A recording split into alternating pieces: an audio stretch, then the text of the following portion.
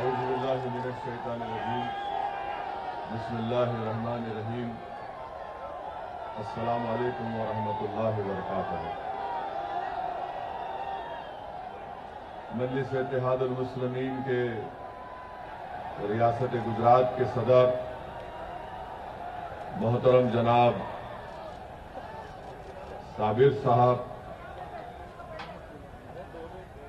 BTP party के रुकन assembly जनाब महेश भाई वसावा साहब, मेरे मजलिसी रुफ़ा,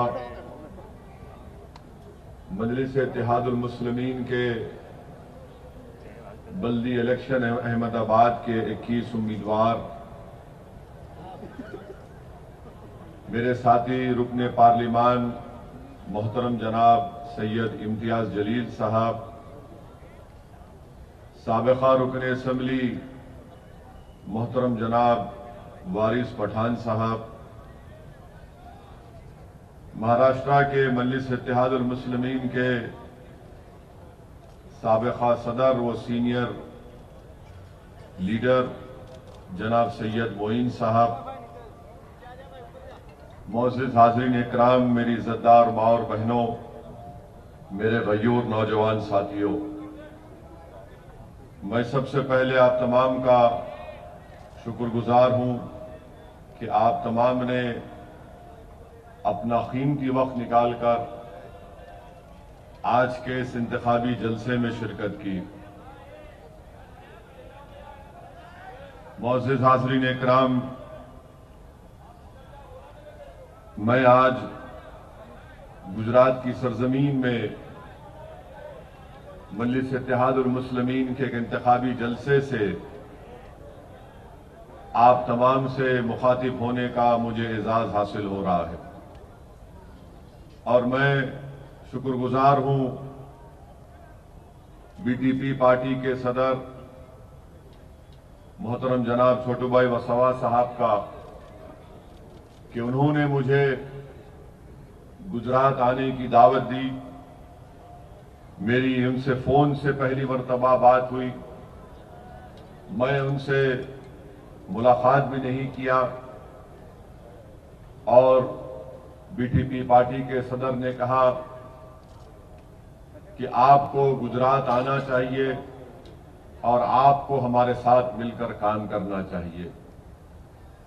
मैंने कहा कि यकीनन आपकी ये दावत को मैं कबूल करता हूं और इंशाअल्लाह ताला हम गुजरात में आपके साथ मिलकर काम करेंगे।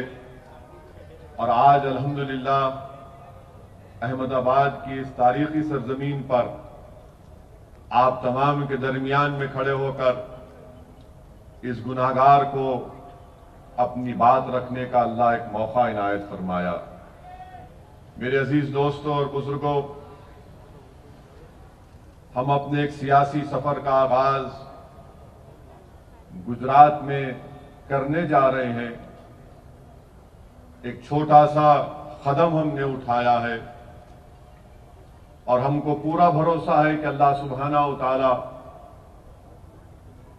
हमारे दिल का हाल और हमारी नीयतों से अल्लाह वाकिफ है और अल्लाह हमारी मदद फरमाएगा। अल्लाह आपके दिलों में मजलिस की मोहब्बत को पैदा करेगा, क्योंकि किसी इंसान के दिल में मोहब्बत पैदा करना ये किसी इंसान के बस की बात नहीं होती है। ना कोई मुकर्रिर अपनी वल्वलांगेज खिताब के जरिए किसी के दिल में मोहब्बत नहीं पैदा कर सकता। वो मजमे को लूट सकता है, आवाम अपनी जोश में आकर नारे लगा सकती है, मगर किसी इंसान के दिल में मोहब्बत पैदा करना ये सिर्फ रब्बे कायनात का काम है। और हमारा भी मकसद एक ही है कि जब हम गुजरात में मजलिस इत्तेहादुल मुस्लिमीन का क़याम अमल में ला चुके हैं, मैं आपको तयखुन दे रहा हूं, मैं आपको वादा कर रहा हूं, ये सियासी सफर सिर्फ एक इलेक्शन के लिए या असेंबली इलेक्शन के लिए नहीं है। इंशाअल्लाह ताला जब तक दुनिया कायम रहेगी, गुजरात में मजलिस इत्तेहादुल मुस्लिमीन का परचम लहराता रहेगा। मैं आपसे अपील कर रहा हूं, एक दरमंदाना गुजारिश कर रहा हूं कि आप मेरा मत साथ दीजिए, न साबिर साहब का साथ दीजिए, बल्कि मैं सिर्फ आपसे एक दरमंदाना अपील कर रहा हूं कि आप अपना साथ दीजिए। आप अपने नौजवान बच्चे और बच्चियों के रोशन मुस्तकबिल के लिए आप मजलिस को मजबूत करिए। मैं गुजरात को इसलिए नहीं आया हूं कि मैं आकर यहां पर अपनी मकबूलियत में इजाफा करूं या फिर अपनी अना की तस्कीन को हासिल कर सकूं। मैं गुजरात को इसलिए आया हूं मेरे अजीज दोस्तों, मेरी बुजुर्गों, मेरे इज्जतदार मां और बहनों, मेरे गयूर नौजवान साथियों, कि मेरी दिली ख्वाहिश ये है और मैं इंशाअल्लाह ताला उसको अमली जामे नामा पहना कर रहूंगा। मेरी एक ही ख्वाहिश है कि मेरी आंख बंद होने से पहले मैं ये चाहता हूं कि इस तारीखी सरजमीन पर मुझसे काबिल सियासी कायदीन यहां पर पैदा हो जाए, जो कौम और मिल्लत की सही रहनुमाई कर सके, सही रहबरी कर सके और बेबाक और बेखौफ होकर गरीब और मजलूम अवाम की आवाज बन सके, जो मजहब की बुनियाद पर तफरका नहीं करेंगे, जो ये नहीं देखेंगे कि कौन हिंदू है कौन मुसलमान नहीं है, जो ये नहीं देखेंगे कि कौन दलित है या आदिवासी है। उनके दिलों में एक धड़कता हुआ दिल होगा और उनकी आंखों में वही मजबूत होगा जो दुनिया का कमजोर होगा, जो मजलूम होगा, वो मजलिस के कायदीन की आंखों में उसकी मजबूती होगी। ये मैं करने आया हूं। मैं आपसे गुजारिश कर रहा हूं कि आप इस काम में मजलिस का साथ दीजिए। आपने बरसों मुख्तलिफ सियासी पार्टियों को वोट दिया, उनके लिए मेहनत की, उनके लिए जुस्तजू किया, मगर आज मैं आपसे अपील कर रहा हूं कि थोड़ी देर के लिए मुहासबा करिए, थोड़ी देर के लिए रुक कर सोचिए कि बरसों जिस पार्टी का आपने साथ दिया उसने आपको क्या दिया, आपने क्या हासिल किया बहैसियत एक कम्युनिटी के, बहैसियत एक कौम के, बहैसियत अहमदाबाद के रहने वालों के, बहैसियत एक मोअज़्ज़िज़ गुजराती के, आपने क्या हासिल किया आप सोचो। मुझसे बेहतर आप जानते हैं। और जो लोग ये कह रहे हैं कि असदुद्दीन ओवैसी सिर्फ इलेक्शन में गुजरात और अहमदाबाद को आए हैं, वो नहीं जानते कि मैं 2002 में भी यहां पर आया था। एक बड़ी तादाद यहां पर नौजवानों की है। मैं 2002 में हैदराबाद से 25 डॉक्टर्स की टीम को लेकर आया था। 50 लाख की दवाएं मैं साथ लेकर आया था। और मैं ये नहीं भाई मैं ये इसलिए नहीं बता रहा हूं कि आपके थालियों का मैं मोहताज हूं। मैं सिर्फ बता रहा हूं उन लोगों को पैगाम पहुंचे जो ये समझ रहे हैं कि मैं यहां पर किसी और मकसद के तहत आया हूं। हम लोग यहां पर आए, 2002 में कर्फ्यू था और मेरे साथ डॉक्टर्स थे हैदराबाद के, हमारे डेक्कन मेडिकल कॉलेज के। मेरे साथ मेरे बहुत ही करीबी दोस्त अबुल हसन पटनी थे, जो आज से 4 दिन पहले उनका इंतकाल हो गया। अबुल हसन मुझे लेकर आए, बोले कि चलो चलेंगे, और हम यहां पर आए थे। किसी एक मुस्लिम इलाके में एक 5 स्टार होटल खाली पड़ी हुई थी। उस होटल के मालिक ने हमसे कहा कि आप लोग रह जाइए, हम आपको सिर्फ नाश्ता खिला सकते। तो हम वहां पर थे। दरगाह हजरत शाह आलम रहमतुल्लाह अलैह में हमने मेडिकल कैंप लगाया था और उस वक्त जमीयतुल उलमा के मरहूम खान साहब सदर थे, वो भी हमारे साथ थे। हम दरगाह शाह आलम में कैंप लगाए। 2-3 दिन उस मेडिकल कैंप में 10,000 लोग थे दरगाह शाह आलम में, जो लोग जिनका हर चीज लुट गया था, पिट गया था। उस दरगाह के अंदर 10,000 लोग रहते थे। मैं देखा हूं वो सब चीज, मैं जानता हूं वो नजारे। जब हमारा मेडिकल कैंप लगा कम लोग आते थे, चौथे दिन ज्यादा लोग आ गए और फिर 6-7वें दिन तो जो गवर्नमेंट का कैंप था उसमें कोई जाता नहीं था। हमने पूछा कि क्यों कम आ रहे हैं, इतने ज्यादा क्यों आ रहे हैं, वहां पर कम क्यों है? तो उस कैंप में रहने वाले गरीब और मजलूम अवाम जिनका सब कुछ लुट गया था, उन्हें कहा कि तुम्हारी दवाओं में असर है और तुम्हारी दवा हम लेते हमको बीमारी हमारी कम हो जाती। हमारे पास हमारा जो फार्मासिस्ट था, मैंने उससे कहा कि माजरा क्या है, हम तो गुनाहगार आदमी हैं, वो अहले दिल की दुआएं हैं, उनकी नजर है कि किसी की मदद हो जाती, हम तो गुनाहगार हैं, हम तो वो नहीं है। तो उस फार्मासिस्ट ने उस वक्त की गुजरात सरकार की जो फार्मेसी थी वहां पर जाकर दवाओं को चेक किया और उसने मुझे खामोशी से बाजू ले जाकर कहा कि असद साहब, जो दवाएं गुजरात की सरकार दे रही है वो 8 महीने पुरानी एक्सपायरी डेट की है। मैं देखा हूं इन चीजों को। जुहापुरा में एक दवाखाना नहीं खुला था, हमारे डॉक्टर्स को, सर्जन्स को वहां पर ले जाकर मैंने उन लोगों का ऑपरेशन करवाया जिनके हाथ और पैर पर जख्म थे। मेरे अजीज दोस्तों और बुजुर्गों, मैं उस वक्त तो ये मकसद से नहीं आया था और आज भी मेरा वो मकसद नहीं है। अगर कोई मेरी नीयत पर शक कर रहा है तो मैं उनको बताना चाह रहा हूं कि मैंने वो बुरे दिन देखे हैं, वो नजारे हमको आज भी याद हैं। अगर मैं बोलना शुरू करूं तो फजर हो जाएगी। बहुत से लोगों को हम जानते हैं, वो एक दर्दनाक दौर था, वो एक बेबसी का आलम था कि जब कोई किसी के हाथ पकड़ने को तैयार नहीं था। मैंने अपनी बहनों से उनकी दर्दनाक दास्तानें सुनी, मुझे याद है।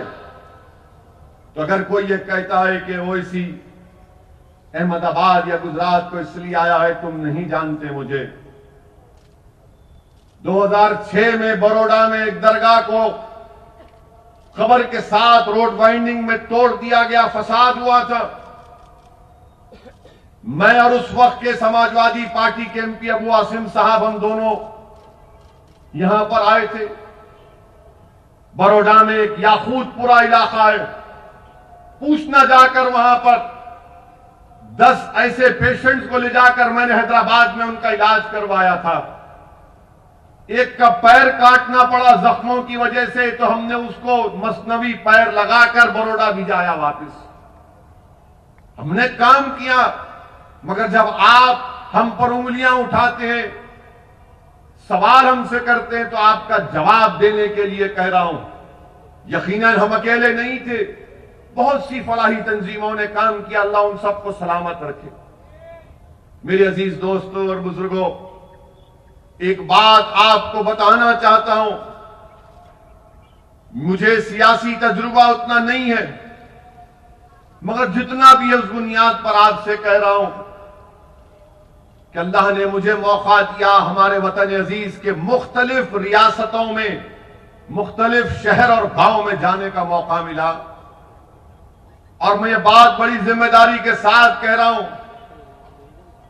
मैं पैगाम दे रहा हूं अहमदाबाद के मुसलमानों को, अहमदाबाद के, गुजरात के, अहमदाबाद के आदिवासियों को दलित भाइयों को, बहनों को, जो कमजोर और मजलूम अवाम है, आपको पैगाम दे रहा हूं, याद रखो, जब तक आपके पास आपकी एक सियासी ताकत नहीं होगी जो कांग्रेस और बीजेपी से आजाद,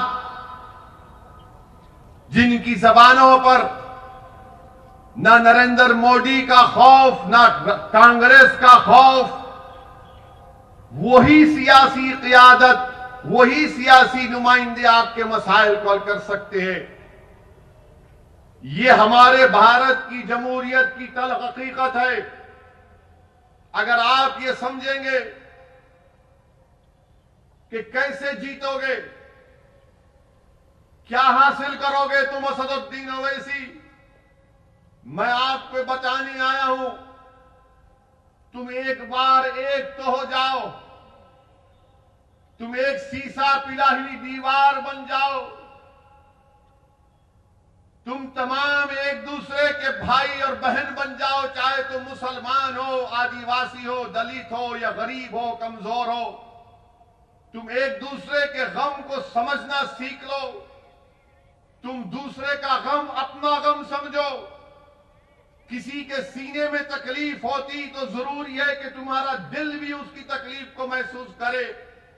याद रखो, जब तुम ये कैफियत पैदा कर दोगे तो दुनिया की बड़ी बड़ी ताकतें तुम्हारे सामने आकर अपना सर झुकाएंगी और तुमसे पूछेंगी, बताओ तुमको क्या तकलीफ है, हम तुम्हारा काम करने को तैयार हैं। ये काम आप उसी वक्त करेंगे जब इस आने वाले बल्दिया के चुनाव में 21 मंजलिस के जो उम्मीदवार हैं, आप अपना एक एक वोट देकर पतंग के निशान पर बटन या स्टैंप मारकर उनको कामयाब करेंगे।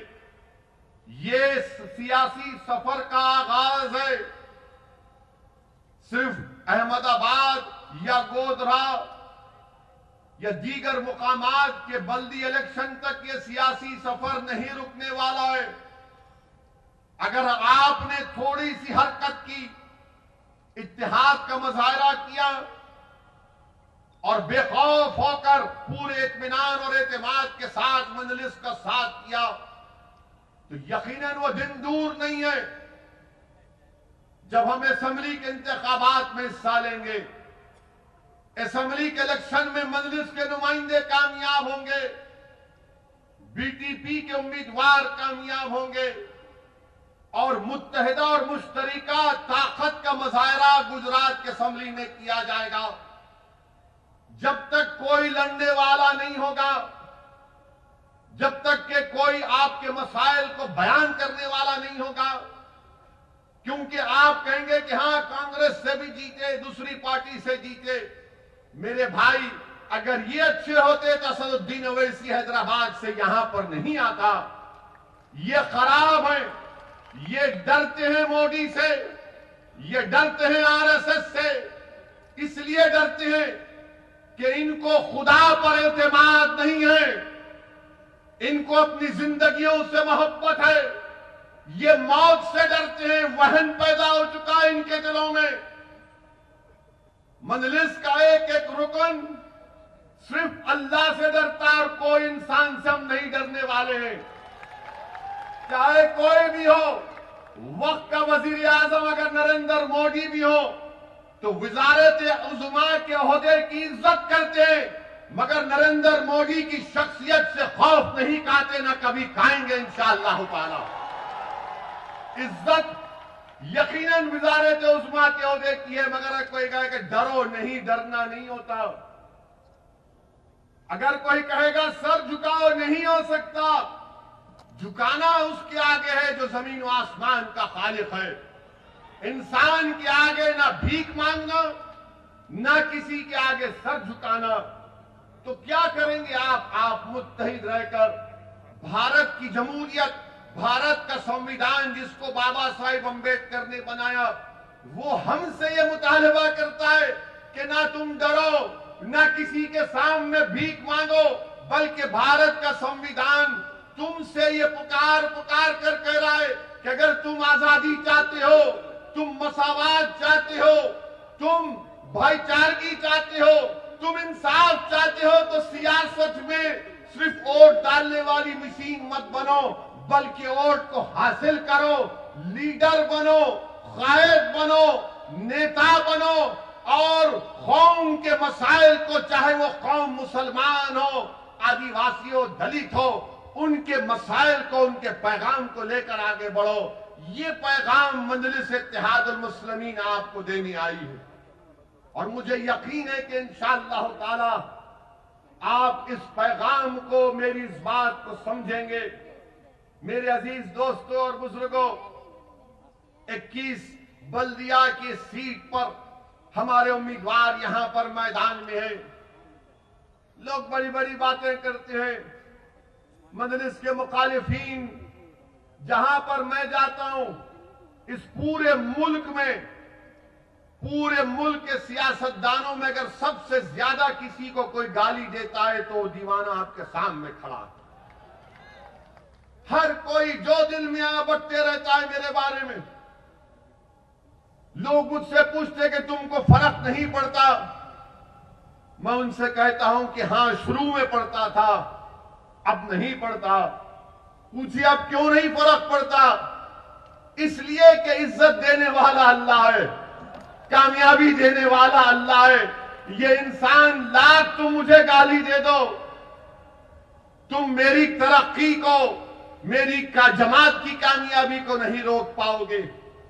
मेरे अजीज दोस्तों और बुजुर्गों, हम जहां कहीं भी अपनी सियासी जमात या अपनी पार्टी का आगाज करते हैं, फौरन इल्जाम लग दिया जाता है कि इनसे मिले हुए हैं, उनसे मिले हुए हैं। ऐसा लगता है कि ये हमारी शादी कराना चाहते हैं कि नहीं, इसको इससे शादी मत करो, वो उनका मिला हुआ है, ये खराब है, ये फुला टीम है, बी टीम है, सी टीम है। अरे दीवानों, याद रखो, दुनिया में कोई अभी तक पैदा नहीं हुआ जो पैसे की बुनियाद पर रसूलुल्लाह सल्लल्लाहु अलैहि वसल्लम के गुलामों के गुलाम को दरे मोहम्मद सल्लल्लाहु अलैहि वसल्लम के कुत्ते को कोई खरीद सके। तुम बार बार नहीं इनसे मिले हुए। अरे तुम मिले हुए हो, तुम्हारी सोच में मिलावट। अगर तुम अच्छे होते तो तुम जीत जाते, बीजेपी को हरा देते गुजरात से। तुम में ना होश है, तुम में ना प्लानिंग है, ना तुम में कोई अंग्रेजी में जो कहते कि इंटेलेक्चुअल ऑनेस्टी है। तुम मिले हुए हो, तुम हिंदुत्व का मुकाबला हिंदुत्व से करना चाहते हो, तुम हिंदू नेशनलिज्म का मुकाबला हिंदू नेशनलिज्म से करना चाहते हो। मजलिस क्या पैगाम दे रही है कि हिंदुत्व का मुकाबला संविधान से किया जाएगा जिसको बाबा साहब अम्बेडकर ने बनाया। हिंदू नेशनलिज्म का मुकाबला इंडियन नेशनलिज्म से किया जाएगा। इंडियन नेशनलिज्म सब उसमें आते हैं, मगर ये पार्टी बोलती है कि नहीं। अरे तुम वो लोग हो जो इलेक्शन में मुसलमानों के इलाकों में कैंपेन करने जाने डरते हो, इंतखाबी मुहिम चलाने से डरते हो। तुम वो लोग हो और तुम हम पे उंगलियां उठाते हो और फिर आप हमसे कहते हैं यही कांग्रेस पार्टी, इनके 12 एमएलए जीते कांग्रेस से, आपने उनको वोट दिया और नरेंद्र मोदी के गोद में जाकर बैठ गए अपनी पार्टी से इस्तीफा देकर। ये 12 अगर भागे तो क्या मैं उनको गुलाब जामुन खिलाकर भिजाया मोदी के पास? ये 12 अगर भागे तो क्या महेश भाई इनको बुलाकर आदिवासियों का खाना खिलाए थे कि खा खड़कनाथ की मुर्गी और भाग मोदी के पास? वोट आपने दिया और गाना गाते हैं मोदी का और इल्जाम लगाते मुझ पर। अरे अपने गिरेबान में आप झांक कर देख लो, बहुत गंदगी है आपके गिरेबान में, मगर गिरेबान में नहीं जान सकते इसलिए कि आपकी गर्दन बहुत मोटी हो चुकी है। इतनी मोटी हो चुकी है कि आप ये समझते हैं कि हम इस मुल्क में हुकूमत करने के लिए पैदा हुए। वो जमाना चला गया, वो जमाना चला गया, वो जमाना नहीं रहा। आप ये भी जानते हैं कि पार्लियामेंट के चुनाव हुए, 2019 में आप तमाम में कितनों ने बीजेपी को वोट नहीं दिया? हाथ उठाइए, डरिए मत। आप दिए, उठाओ।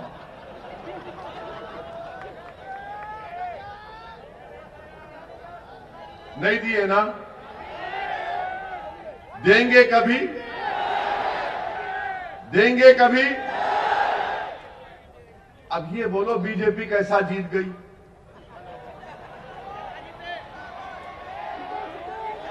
कैसा जीती बीजेपी?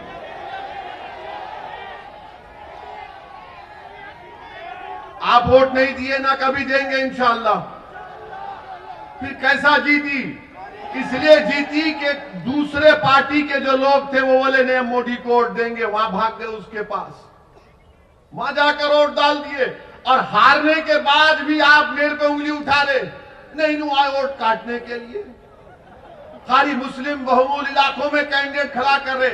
हाँ मेरे भाई, हम अपने इलाकों में अपने घर में खड़ा करेंगे ना। दूल्हे की बारात घर से निकलती, गैर के घर से नहीं निकलती।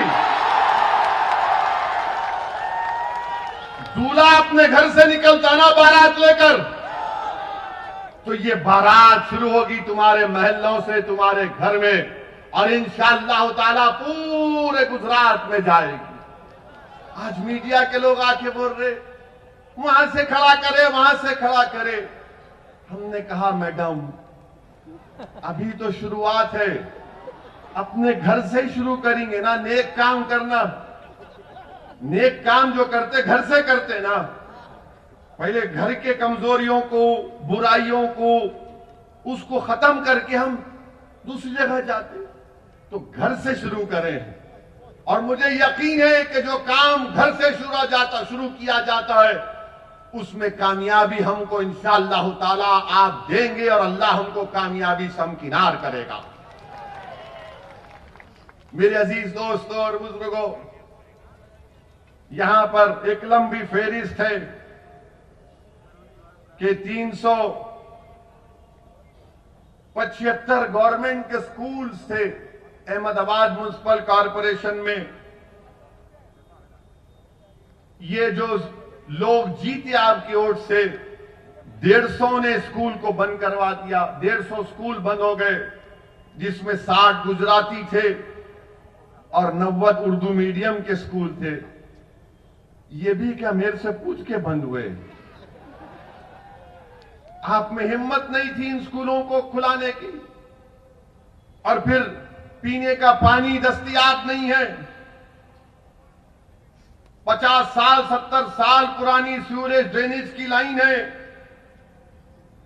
उस पर भी आपको कुछ करना नहीं है। ये रिवर फ्रंट है। मोदी जी,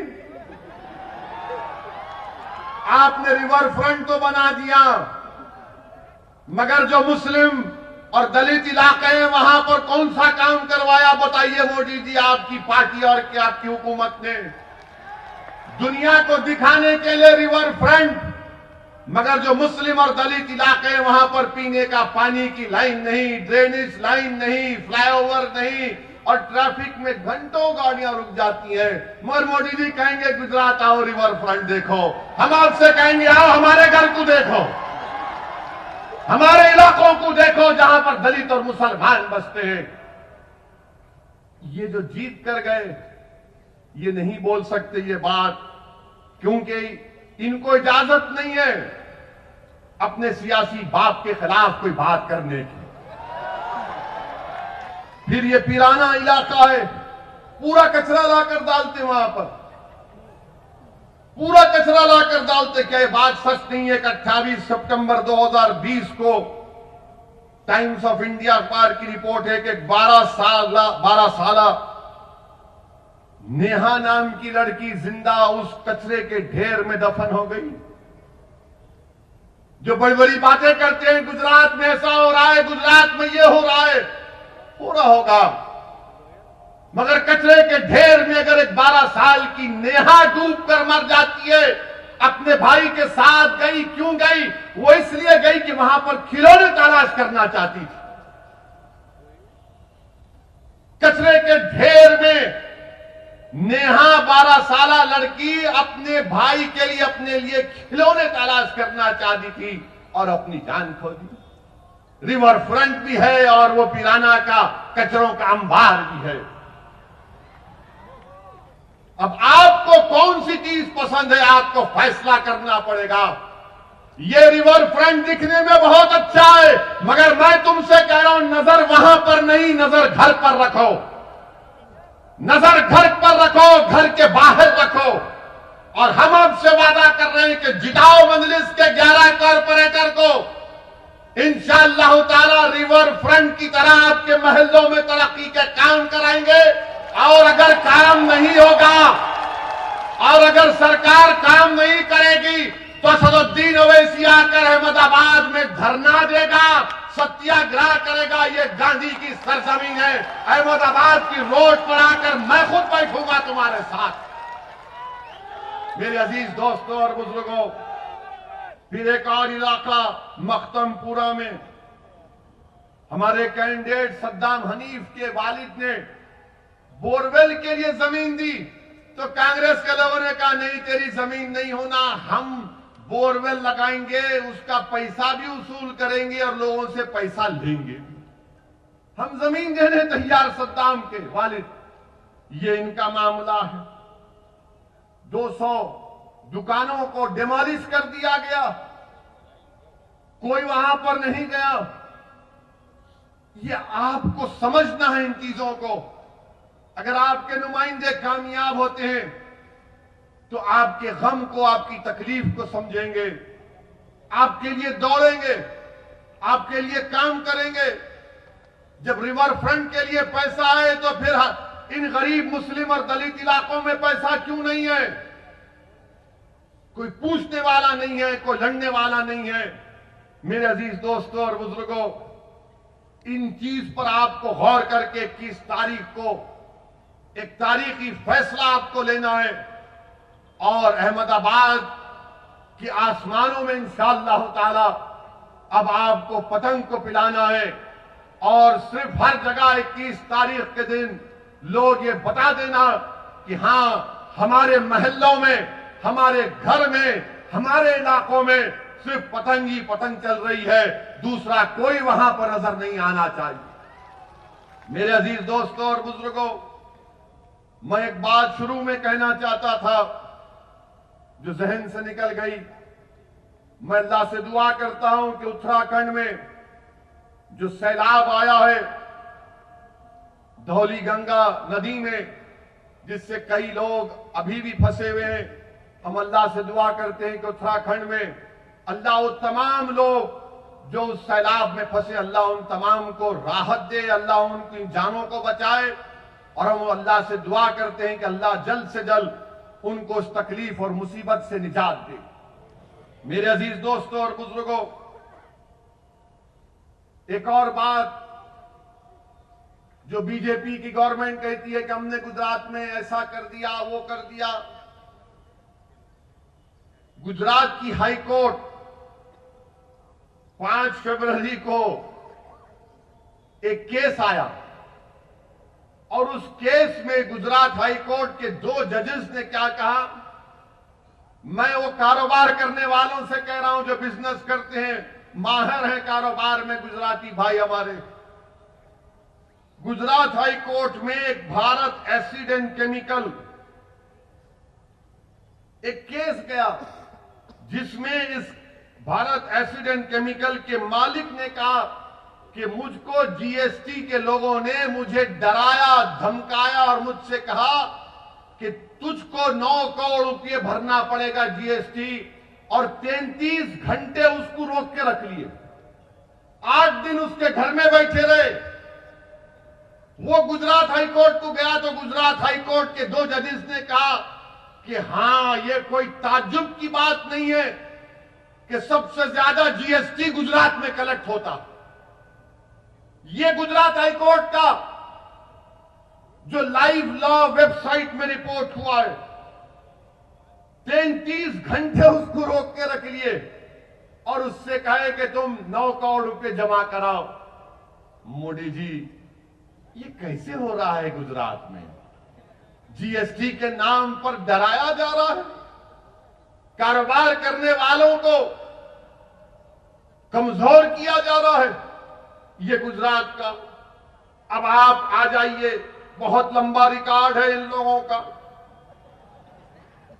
एक और रिकॉर्ड है माशाल्लाह, आपको जानकर गम होगा कि जो बच्चों में एनीमिक होते हैं, जिसमें खून की कमी होती है, जो 6 महीने से 5 साल के बच्चे गुजरात में, 6 महीने से 5 साल, खुद मोदी हुकूमत की रिपोर्ट अब भी आई, नेशनल फैमिली हेल्थ सर्वे 5, ये कहती है कि 80% गुजरात में 6 महीने से 5 साल के बच्चों में खून की कमी, एनीमिक।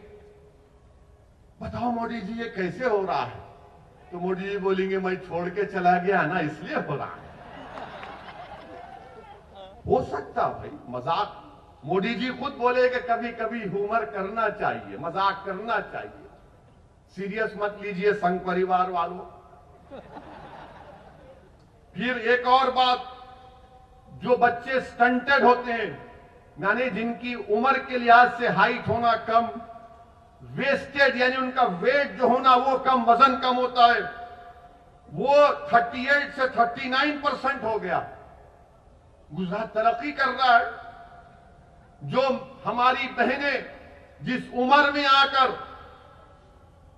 बच्चे पैदा करती हैं, 65% वो महिलाओं को एनीमिक है, खून की कमी है। गुजरात तरक्की कर रहा है। अच्छा, ये बोलते हैं कि वोट पार्टिसिपेशन रेट कितना है मुसलमानों का? 61% है। कितना है हमारे हिंदू भाइयों का? 71% है। ये गवर्नमेंट ऑफ इंडिया का रिकॉर्ड है, मैं नहीं बनाया हूं। मैं संघ परिवार और बीजेपी से पूछना चाहता हूं, ये डिफरेंस क्यों है वोट पार्टिसिपेशन रेट में? मुसलमानों का भी 71% होना चाहिए ना, क्यों नहीं करते आप? इसलिए नहीं करते कि कोई लड़ने वाला नहीं है, कोई पूछने वाला नहीं है। अच्छा, आपको मालूम कितने मुसलमान मैट्रिकुलेशन करते हैं गुजरात में? 26% खाली। इसका जिम्मेदार मैं हूं। जिसको आपने वोट दिया, पूछो उनसे कि 26% मैट्रिकुलेशन करेंगे। और फिर एक सेग्रीगेशन इंडेक्स है, पूरे भारत में अगर हिंदू और मुसलमान अलग रहते हैं तो अहमदाबाद में रहते हैं। क्यों रहते हैं बताओ? क्या मैंने कहा मिलाओ ना मोदी जी? क्यों नहीं मिलाते आप? ये सेग्रीगेशन इंडेक्स कहता है। मेरे अजीज दोस्तों और बुजुर्गों, गुजरात में अमन है।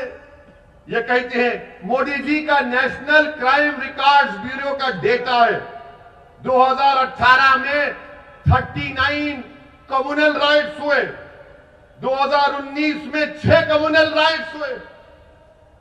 और गुजरात में सबका साथ, सबका विकास, विश्वास, ये बाजा बजाते रहते हैं। मोदी जी बीजेपी वालों को बोल दिए, सोने से पहले बोलो सबका साथ, सबका विश्वास, सबका विकास। सुबह उठे तो बोलो सबका साथ, सबका विकास, सबका विश्वास। 24 घंटे यही बोलते रहो। मगर क्या डिस्टर्ब एरियाज एक्ट क्यों है अहमदाबाद में? 40% क्यों है यहां पर? क्यों एक हिंदू मुसलमान को घर नहीं बेच सकता? क्यों एक मुसलमान हिंदू को नहीं घर बेच सकता? क्यों मुझे कलेक्टर से परमिशन लेना पड़ता? मेरी जायदाद है, मेरे बाप का घर है, मेरी मां का घर है। तुम कौन होते मुझे बोलने वाले किसको बेचूं या ना बेचूं? डिस्टर्ब एरियाज एक्ट लगा दिए। मैं अपना घर नहीं बेच सकता, कलेक्टर के पास जाकर भीख मांगना पड़ता है। यह संविधान के खिलाफ है डिस्टर्ब एरियाज एक्ट। हमारे दोस्त वकील अब्दुल हकीम केस डाले हाई कोर्ट में कि संविधान के खिलाफ है, राइट टू इक्वालिटी के खिलाफ है, राइट टू लाइफ के खिलाफ है। ये प्राइवेसी जजमेंट आया सुप्रीम कोर्ट का, उसके खिलाफ है। मगर डिस्टर्ब एरियाज एक्ट, कलेक्टर से अगर मैं तोहफा भी दे रहा हूं तो नहीं दे सकता हूं, गिफ्ट भी नहीं दे सकता हूं। आप कौन होते भाई? मगर ये सरकार जो बड़ी बड़ी बातें करती हैं, इनका काम सिर्फ बकवास करना, अवाम के दरमियान में नहीं रहना, कुछ काम काज नहीं। मेरे भाई, मैं आपसे अर्ज कर रहा था कि जो लोग लड़ते हैं, जो लोग जद्दोजहद करते हैं, उन्हीं की बात सुना जाता है। आप बोलेंगे क्या, इसकी मिसाल दो। इसकी मिसाल ये है, इसकी मिसाल वो किसान है जो 2.5 महीने से पंजाब और हरियाणा के बॉर्डर पर बैठा हुआ है। इसकी मिसाल वो है, वो किसान जो आज वहां पर बैठा हुआ है वेस्टर्न यूपी के बॉर्डर पर, और 300 से ज्यादा मोदी सरकार के पास एमपी है। भारत के कई रियासतों में बीजेपी की सरकार है, मगर किसान रोड पर निकल कर आया, एहतजाज किया। संघ परिवार परेशान है कि ये क्या हो रहा है, सबक क्या है, पैगाम क्या है कि एहतजाज करना जमहूरियत के लिए जरूरी है। किसानों ने हमको बता दिया। एहतजाज किए तो मालूम हुआ कि हुकूमत परेशान हो जाती। तो इसीलिए मैं आपसे अपील कर रहा हूं कि हरकत करना पड़ेगा। जिंदा अगर है तो जिंदगी का सबूत सिर्फ खामोश बैठकर आंख में आंसू लाने से नहीं दिया जाता। जिंदा है तो जिंदगी का सबूत देना है तो एहतजाज करना पड़ेगा। सदा एहतजाज को बुलंद करना पड़ेगा। जमीर की आवाज पर अपनी जबान से नारे लगाना पड़ेगा। अगर दिल जलता है तो अपनी जबान पर लाकर हुकूमत के ऐवानों में बताना पड़ेगा। नाइंसाफी नजर आती है तो नाइंसाफी का जमहूरी तरीके से खात्मा करना पड़ेगा। हक चाहते हो तो याद रखो, सिर्फ पुकारने से कोई हक नहीं देता कि मेरा हक दे दो, हक दे दो। हक को लेना पड़ता है।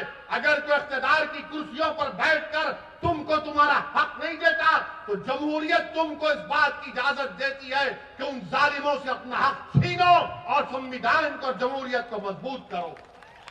मेरे अजीज दोस्तों और बुजुर्गों, ये पैगाम मैं आपको देने आया हूं कि जहां तक किसानों की बात है, मैं अहमदाबाद से भी हमारे किसान भाइयों को पैगाम दे रहा हूं कि हम आपके साथ हैं। आपकी जिद्दोजहद हक बजानिब है। आपके मुतालिबात बिल्कुल सही हैं। जो 3 कानून नरेंद्र मोदी की सरकार ने बनाए वो भारत के संविधान के खिलाफ है।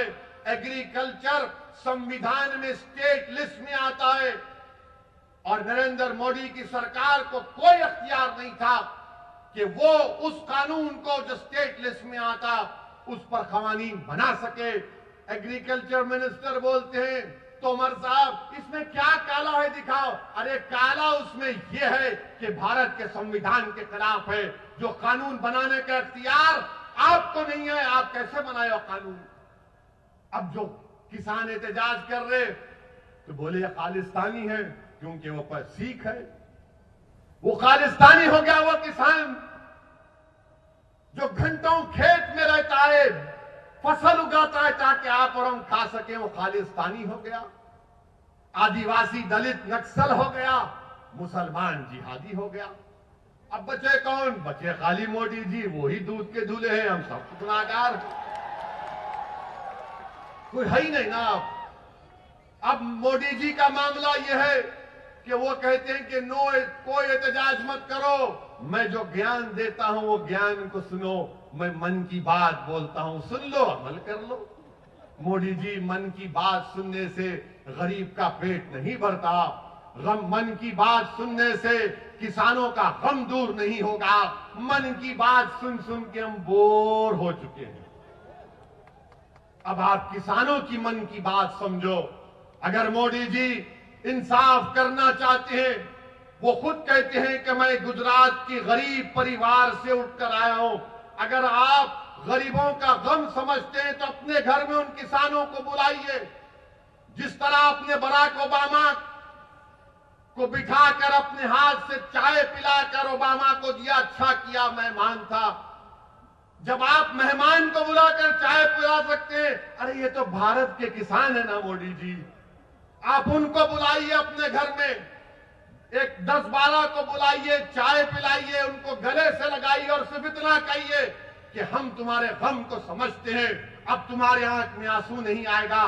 देखो वो किसान आपको अपने गोद में बिठा लेगा, अपने सर पर बिठा लेगा।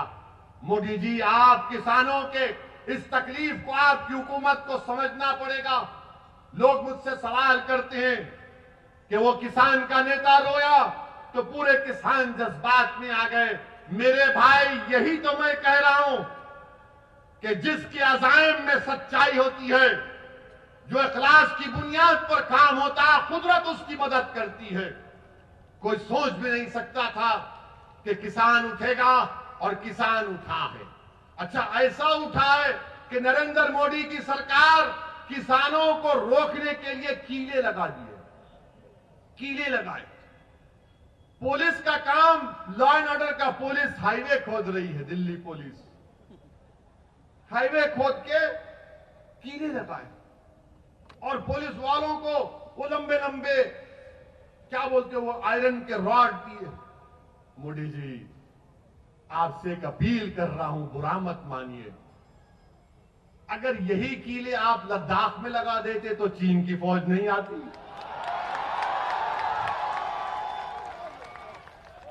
यही आप खोद के रख देते तो गलवान में PP-18 पे आज भी हम जाकर अपनी फौज को भिजा सकते थे। मोदी जी, वहां पर कीले नहीं लगाए आपने। क्यों नहीं किया आपने लद्दाख में?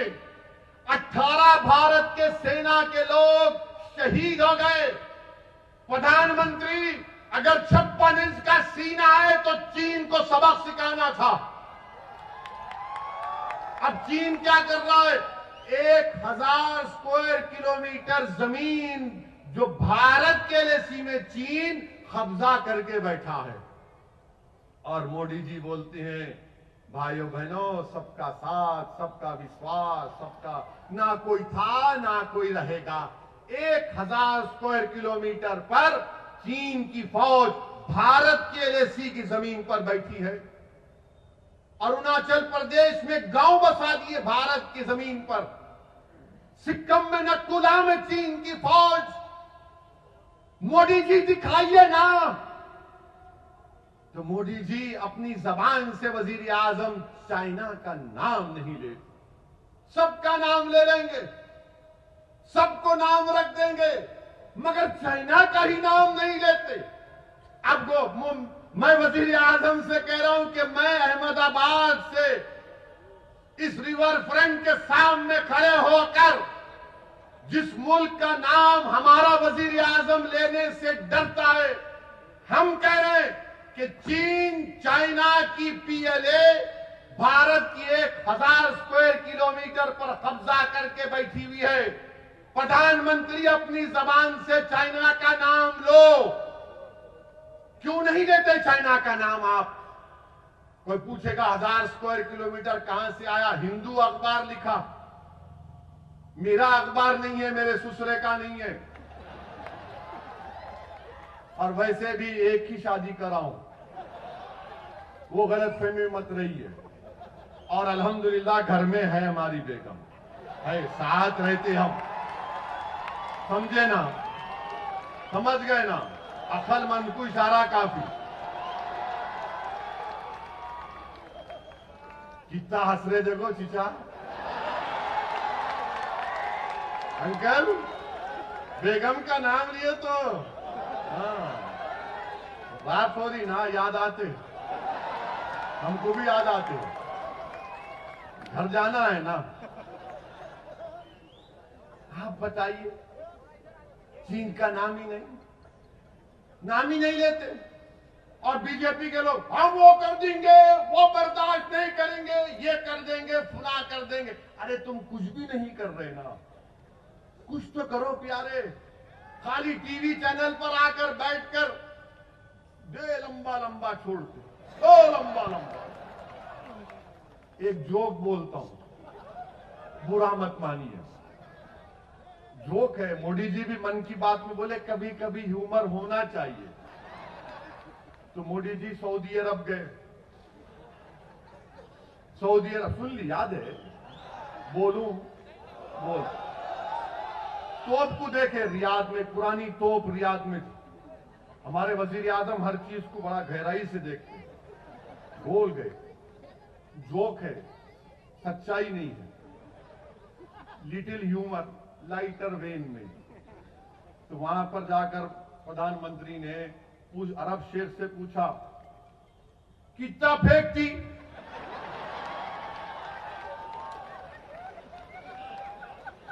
तो अरब शेख बोला, वल्लाही तुमसे कम फेंकती। जोक है, ह्यूमर है। मेरे को मालूम मीडिया के लोग बड़े नाराज हो रहे हैं, कैसा बोले? अरे भाई बोले, आप भी एंजॉय करो। वरना हमारे मीडिया के लोग कल सुबह 9 बजे से ओवैसी का भड़काऊ भाषण हुआ था अहमदाबाद में। देश के प्रधानमंत्री को बोला है, ऐसा बोलते जैसा कि इनके पप्पा को बोले। प्राइम मिनिस्टर है, मेरा भी प्राइम मिनिस्टर है, मेरा भी हक बनता क्रिटिसाइज करने का। हम प्रधानमंत्री है तो खुदा नहीं है, हम क्रिटिसाइज भी करेंगे, सवाल भी पूछेंगे। मगर मीडिया के लोग कैसा बोले? वो अंग्रेजी में कहावत है ना, more loyal than the king. इनको बड़ी तकलीफ हो जाती मीडिया वालों। अब मार्च के बाद अपनी नौकरी की फिक्र करो। तुम्हारी नौकरियां जाने वाली हैं, अल्लाह तुमको बचाए। मार्च के बाद ये सब जाने वाले हैं, बहुत की नौकरियां जाने वाली, अभी जा रही है। ये मीडिया के लोग जानते, देखो मुंडियां हिला रही हूं, कर रहे, बोल नहीं सकते ना, खाली ऐसा करे तो समझ जाना हम आपके साथ। मार्च के बाद पूरी जाने वाली है नौकरियां। नौकरियां नहीं रहे, बहुत बुरा हाल है। मोदी जी से आप पूछो देश की इकॉनमी क्या हो रही मोदी जी? तो एक कार्टून है अखबार का, मैं नहीं कराया हूं। वो कार्टून में मोदी जी का कार्टून है, फोटो है। लोगों ने सवाल किया क्या हो रहा है देश में? तो मोदी जी ने कहा, मित्रों जीडीपी दौड़ रहा है। तो जीडीपी क्या है? गैस की कीमत बढ़ गई, डीजल की कीमत बढ़ गई, पेट्रोल की बढ़ गई। मोदी जी कह रहे देखो जीडीपी दौड़ रहा है। अब ये तकलीफ किसी को नहीं हो रही। पेट्रोल की कीमत बढ़ते जा रही है, डीजल की कीमत बढ़ते जा रही है, और भी बढ़ गया। बजट आया तो रुकने का नाम ही नहीं है। मगर जो मोदी जी के भक्त है, नहीं नहीं क्या होता, हमारी गाड़ी में पेट्रोल नहीं, हमारी गाड़ी में हवा से चलती। मगर गरीब की गाड़ी तो हवा से नहीं चलती, गरीब की मोटरसाइकिल हवा से नहीं चलती, गरीब की गाड़ी मोदी की मोहब्बत से नहीं चलती, गरीब की गाड़ी पेट्रोल और डीजल से चलती। जिसको कारोबार करना है वो तो बर्बाद हो रहा है। लॉकडाउन लगाया आपने, अनकॉन्स्टिट्यूशनल लॉकडाउन। लॉकडाउन के लिए मोदी ने कहा रात में 8 बजे आए, मैं बोला गया काम। अब लोगों को हैबत होती, रात में 8 बजे वजीर आजम आए तो अब क्या करने वाले हैं भाई? बोले भाइयों बहनों लॉकडाउन, कितने घंटे का टाइम दिए? 4 घंटे। 4 घंटे में लॉकडाउन हो गया। और लॉकडाउन लिफ्ट करने के लिए मोदी सरकार देती है आपको 8 दिन का टाइम। लॉकडाउन लगा, गरीब पिट गया, बर्बाद हो गया गरीब। नौकरियां चले गई, कारोबार बर्बाद हो गया, भूखमरी के शिकार हो गए लोग। आपको मालूम इनफॉर्मल सेक्टर में भारत में 10 करोड़ नौकरियां चले गई। करीब 25-30 लाख फॉर्मल सेक्टर की तनख्वाहें लोगों की कम हो गई। मगर कोई बोलता ही नहीं है ना। क्यों नहीं बोलते तुम? ये बात बताओ हमको। हम क्यों बोले, तुम क्यों नहीं बोलते? तुम्हारी जबानें क्यों रुकी हुई हैं बताओ? और पूरे मुल्क में कोरोना चल रहा, लॉकडाउन आपने गलत किया। जनवरी के आखिरी हफ्ते में पहला कोरोना का पेशेंट केरला में आया, इटली से आए थे। जब पूरा कोरोना बढ़ गया तो देखे किसको बलि का बकरा बनाओ? तबलीगी जमात को बना दिया। क्या कहा? ये तबलीगी जमात के लोग कोरोना जिहाद कर रहे। माशाल्लाह मोदी जी, आपके लोगों ने तो कोरोना को भी कलमा पढ़ा दिया, अशहदु अल्ला इलाहा इल्लल्लाह व अशहदु अन्ना मुहम्मद रसूलुल्लाह। मैंने कोरोना को भी आपने मुसलमान बना दिया। क्या दिमाग है आप लोगों का, माशाल्लाह। अल्लाह नजर बद से बचाए, ये दिमाग और बढ़ता रहे।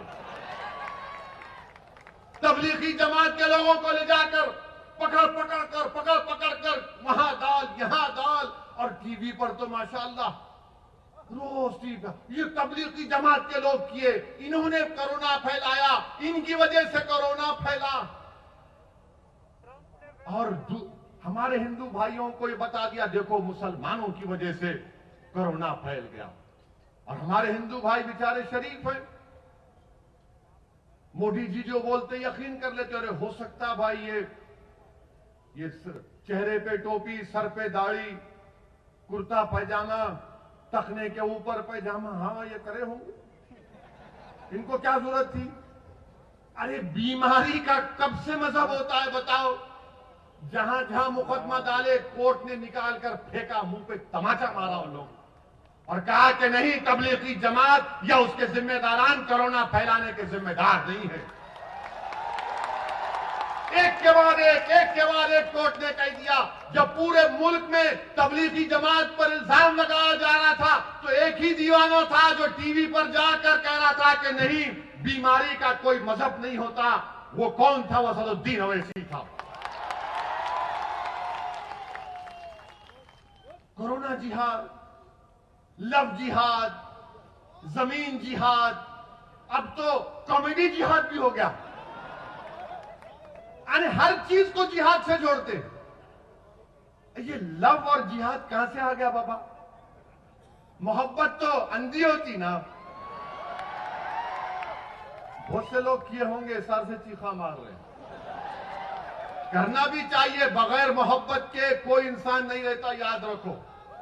अल्लाह हमको जज्बात दिया, मोहब्बत करना जरूरी है, और सबसे पहली मोहब्बत करना है तो रब्बे कायनात से करना है। मोहब्बत करना है तो रहमतुल आलमीन सल्लल्लाहु अलैहि वसल्लम से मोहब्बत करना है। जब तुम इनसे मोहब्बत करोगे, सारी दुनिया तुमसे मोहब्बत करेगी। और हम लोग क्या है, उसको देख, इसको देख, अब कब तक प्यारे? बदलो, तब्दीली पैदा करो। मगर ये लोग लव जिहाद, लव जिहाद। अरे कै का लव जिहाद बाबा? या खाने को खाना नहीं है, नौकरियां नहीं है, मगर आप लव जिहाद, कोरोना जिहाद, क्या कर रहे हैं आप देश में? कितनी नफरत फैलाएंगे मुसलमानों के बारे में? नहीं ये करे, अरे क्या करे बताओ ना तुम? क्या कोई कोरोना से जिहाद करता है? लखनऊ में आंध्र प्रदेश की एक जमात गई, जिसमें हमारी एक बहन थी, ले जाकर एक कॉलेज में बंद कर दिए, हामिला थी। वो कह रही है कि देखो मुझे बच्चा हो सकता है, पानी छूट रहा है। आकर धक्का दिए, उसका हमल साकित हो गया। बताओ आप, कई वाकयात है। किसी एक रियासत में एक बच्चा गया, उसको हर पूरे लोग टीवी पर देखकर बोले तू तबलीग का है, तबलीग का है। वो बेचारा तंग आकर खुदकुशी कर लिया। आप बताइए देश कहां जा रहा है? कितना आप नफरत फैलाएंगे? मोदी जी, मैं आपसे एक मोटा सवाल कर रहा हूं, आपकी सरजमीन में खड़े होकर। चाइना आज इस वक्त चाइना की फौज 2020 में क्यों भारत में घुसी? मोदी जी, कभी आपने सोचा? क्योंकि चाइना जानता है कि भारत के लोगों में दिल मिले हुए नहीं है। लव जिहाद चल रहा है, कोरोना जिहाद चल रहा है, एक दूसरे पर इल्जाम लगाए जा रहे हैं। सरकार देश की सरहदों की हिफाजत करने की बजाय देश की जनता में नफरत फैला रहे। तो चाइना घुस गया, मौका अच्छा है। इस पर कोई बात नहीं करेगा, कोई नहीं पूछेगा। हद तो यह हो गई कि एक लड़के को मध्य प्रदेश के जेल में उसको सुप्रीम कोर्ट ने बेल दिया। जेलर नहीं छोड़ता उसको। ये मीडिया की रिपोर्ट है, सब्जेक्ट टू करेक्शन। मीडिया ने कहा कि सुप्रीम कोर्ट के जज को जेल को फोन करके कहना पड़ा कि अहमको, मैंने बेल दिया, इसको छोड़ो। ये हमारे देश का हाल है। मेरे अजीज दोस्तों और बुजुर्गों, मैं आपको ये पैगाम देने आया हूं कि आपको अपने हिम्मत और हौसले को बुलंद रखना पड़ेगा। मैं नौजवानों से और नौजवानों के जिम्मेदारों से अपील करने आया हूं कि हम अपने नौजवानों की जवानी को रोड पर बर्बाद होने से बचाएंगे। हम अपने नौजवानों को जेल की सोबतों से बचाएंगे। ये नहीं हो सकता संघ परिवार वालों कि हमारे बच्चों की जवानी रोड पर बर्बाद हो जाए या जेल में सड़ जाए और आपके बच्चे अमेरिका जाकर अपनी जिंदगी को अच्छा बना ले। अब जवानी को बचाएंगे, उसको एक सही राह पर लेकर जाएंगे, जीने के मकासद समझाएंगे, जिंदगी उसूल पर गुजारने की तरगीब करेंगे। अब ये नहीं हो सकता संघ परिवार के लोगों कि हमारी बच्चियों को तहफ्फुज ना मिले, उनको तालीम ना मिले और किसी और की बच्ची तालीम भी हासिल करे और तहफ्फुज भी मिले। अब हम अपनी बच्चियों को तहफ्फुज भी पहुंचाएंगे, तहफ्फुज भी फराहम करेंगे, उनको तालीम याफ्ता भी बनाएंगे। ये उस वक्त होगा मेरे अजीज दोस्तों और बुजुर्गों, जब आप मुत्तहिद रहेंगे, जब आप मुत्तहिद रहेंगे, अपने के कोड को समझकर इस्तेमाल करेंगे और तभी जाकर आपको कामयाबी मिलेगी। मेरे अजीज दोस्तों और बुजुर्गों, लोग पूछेंगे कि अगर साबिर की क़यादत में छोटू भाई वसावा के साथ मिलकर कामयाबी मिल जाती है तो क्या होगा? मेरे भाई, कामयाबी अगर मिलेगी ना तो कभी पार्लियामेंट को देखना हम दोनों को। 540 के ऐवान में 2 ही दीवाने बैठते हैं, बाकी के सब अक्लमंद हैं। और जब दोनों में से कोई एक खड़ा होता है तो सबके दिलों की धड़कन बढ़ जाती। क्या बोलेगा ये, देखो क्या बोलेगा ये, क्या बोला। मेरे भाई, वो मिजाज पैदा करना है। जब ट्रिपल तलाक का कानून आया तो किसने दस्तूर आईन के हवाले देकर बताया कि कानून खिलाफ है, दस्तूर के खिलाफ है। अब आपने देख लिया ना, दुनिया ने देख लिया कि मैं जब कह रहा था कि शादी एक सिविल मैटर है, उसमें क्रिमिनल कानून नहीं लगाया जा सकता, तो ये नाम निहाद जो लिबरल किस्म के लोग हैं, अरे आप क्यों जुल्म कर रहे हैं मुस्लिम औरतों पर। अरे मेरे भाई, मेरी बहन, मैंने कहा शादी जो है इस्लाम में कॉन्ट्रैक्ट है, जन्म जन्म का साथ नहीं है, कॉन्ट्रैक्ट है। इसमें क्रिमिनल कानून कैसा लेकर आते आप? मगर अब क्या हुआ, लव जिहाद का कानून बना दिए और ये कानून ही बना दिए कि अगर कोई लव जिहाद के जरिए शादी करता है तो 5 साल 10 साल की सजा उसमें। अब मेरे को आके बोले नहीं ओवैसी, आप सही कहे थे। मैंने कहा फायदा क्या है, नुकसान पहुंचाने के बाद आज आप आकर कह रहे हैं। मेरे अजीज दोस्तों और बुजुर्गों, अगर हिम्मत है, हौसला है, CAA का कानून 540 का ऐवान है। किसने नरेंद्र मोदी के 303 MPs के सामने उस CAA कानून को ये कहा कि भारत के संविधान के खिलाफ है, यह मजहब के नाम पर नाइंसाफी करता है, राइट टू इक्वालिटी का वायलेशन है। किसने कहा कि जिस तरह महात्मा गांधी ने गोरों की जो हुकूमत ने कानून बनाया था अफ्रीका में, तो गांधी ने गोरों के सामने उस कानून को फाड़ कर जलाया था। तो मैंने मोदी सरकार की हुकूमत के सामने वो काम किया, कहा कि जिस तरह गांधी ने काम किया, मैं मोदी तुम्हारे कानून को फाड़ता हूं आज पार्लियामेंट। ये काम कोई नहीं किए, हम कानून को फाड़े। मकसद क्या था कि पैगाम जनता को मिले कि तुम्हारा नुमाइंदा बैठा हुआ है लोकसभा में, गूंगा बनकर नहीं बैठा है, अंधा बनकर नहीं बैठा है, बल्कि वो हरकत करने बैठा है, लड़ने के लिए बैठा है। अगर आज गुजरात की असेंबली में, विधानसभा में छोटू भाई वसावा के साथ आपके नुमाइंदे कामयाब होकर जाएंगे तो इंशाअल्लाह ताला गुजरात की विधानसभा की दोनों दीवारों को हिला के रख देंगे और कैसे हिलाएंगे तुम्हारे मसाइल बयान करके, इंसाफ का मुतालबा करके। मेरे अजीज दोस्तों और बुजुर्गों, इस सरजमीन पर बसने वाले आप तमाम को मैं सलाम करता हूं। आपने बहुत तकालीफ बर्दाश्त किए, आपने बहुत से मसाइब और मुश्किलात का सामना किया, आपने खाक और खून के दरियाओं से आपको गुजरना पड़ा, आपके सरों पर काले बादल मंडलाते रहते हैं, मगर मैं आपको पैगाम देने आया हूं हैदराबाद की आवाम की तरफ से।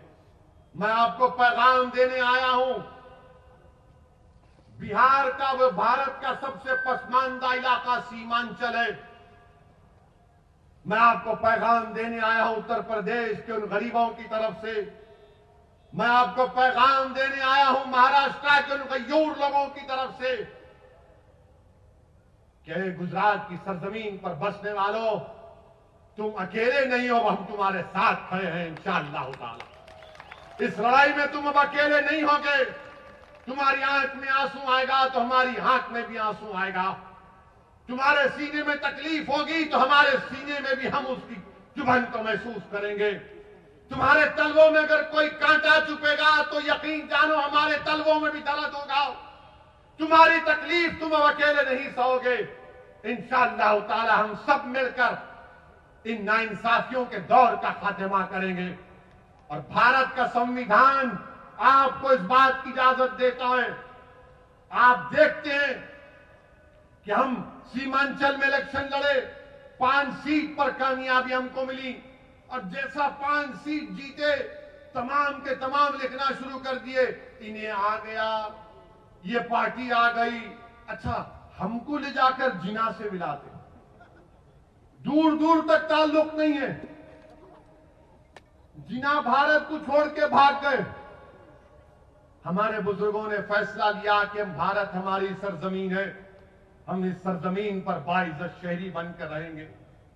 मगर इल्जाम लगाना इनका मकसद है। मैं आपसे ये भी कहूंगा कि अब कांग्रेस में दम नहीं है मेरे भाई, अब कांग्रेस में दम नहीं है। अब कांग्रेस में कुछ भी नहीं हो सकता इनका।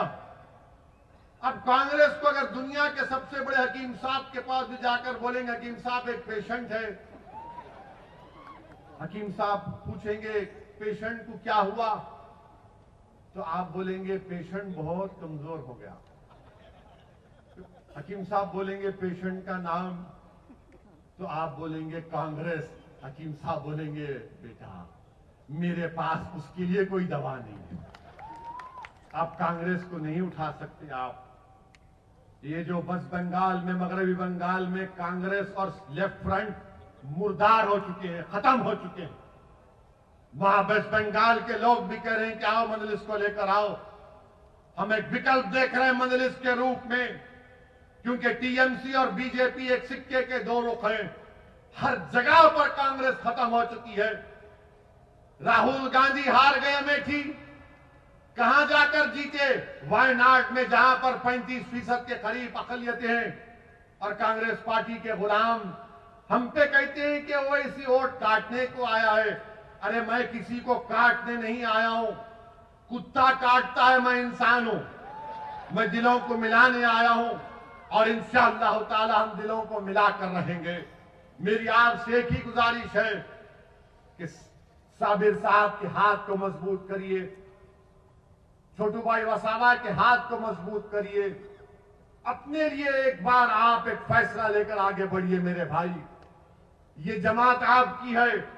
बरसों आपने मुख्तलिफ पार्टी को वोट दिया, आज आपके दरमियान में आपकी पार्टी है जो आपकी तकलीफ को, आपके गम को समझती है और आपको अपनी पार्टी के लिए खुद आप कैंडिडेट हैं। ये 21 उम्मीदवार नहीं है, आप कैंडिडेट हैं।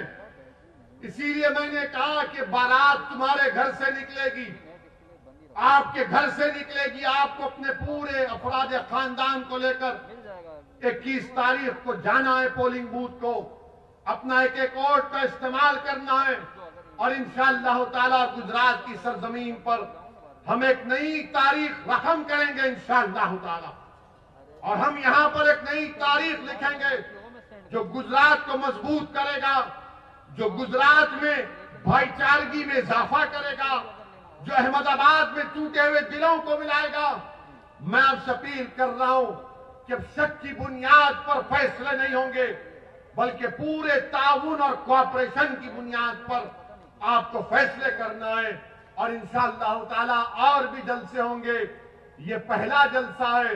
इंशाअल्लाह ताला अहमदाबाद में मैं आपके घर में आऊंगा, आपके घर में बैठूंगा। अगर आप चाय पिलाए तो चाय भी पी लूंगा, अगर आप दूध पिलाए तो दूध भी पी लूंगा, अगर आप कुछ भी नहीं करे सिर्फ मेरे सर पे हाथ रख दो, सिर्फ मुझे हिम्मत दिलाओ और देखो ये दीवाना पूरे मुल्क में फिरेगा, आपकी बात करेगा। मुझे किसी चीज की जरूरत नहीं, अल्लाह जानता है। मैं जब तक जिंदा हूं नाइंसाफी के खिलाफ लड़ना मेरी जिंदगी का मकसद है। मजलूमों का साथ देना मेरे जिंदगी का नज़्मुल ऐन है। इंसाफ के लिए लड़ना, यही लड़ते लड़ते चला जाऊंगा, क्योंकि अल्लाह मुझे बहुत कुछ दिया है। मगर जब ये नाइंसाफियों को देखता हूं तकलीफ होती है, दिलमिलाहट महसूस करता हूं, गुस्सा आता है। मगर मेरे अजीज दोस्तों और बुजुर्गों, अब इस गुस्से को जमहूरी तरीके से हमको अपने मुकद्दर के फैसले करना पड़ेगा। मजलिस का साथ दीजिए, पतंग के निशान पर बटन दबाइए और 21 तारीख के दिन नौजवानों पतंग के लेकर खींच मारते हुए जाना हर चीज को। कोई इंशाअल्लाह ताला आपकी ताकत, आपके जज्बे के खिलाफ कोई सामने नहीं करेगा। शुक्रिया। वाखिर दावान अल्हम्दुलिल्लाहि रब्बिल आलमीन।